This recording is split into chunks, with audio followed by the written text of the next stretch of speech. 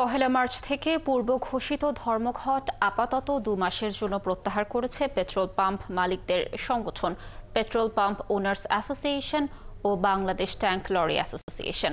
দুপুরে বাংলাদেশ পেট্রোলিয়াম কর্পোরেশনের চেয়ারম্যানের সাথে বৈঠকের পর কর্মসূচি প্রত্যাহারের ঘোষণা দেন তারা। 2 মাসের মধ্যে দাবি মানা না হলে মে মাস থেকে কর্মবিরতির ঘোষণা দেবেন মালিকরা।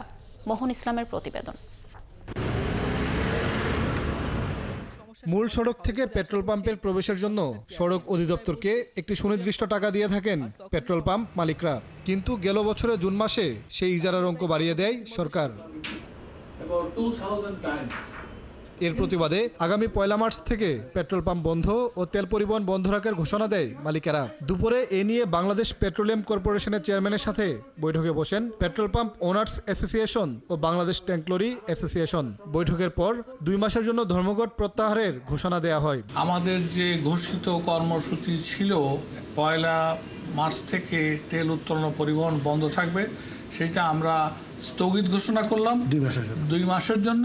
শুধু রোডসের বিষয় না, আমাদের রোডস অ্যান্ড হাইওয়েজ এবং অন্যান্য যে সমস্ত বিএসটিআই, তেলের কমিশন বৃদ্ধি, কলকারখানা, পরিবেশ লাইসেন্স, এই সবগুলো নিয়ে আজকে আমাদের মাঝে আলোচনা হয়েছে। তারা অভিযোগ করেন অস্ত্র দেখিয়ে পাম্প থেকে তেল ডাকাতির ঘটনা ঘটছে অহরহ।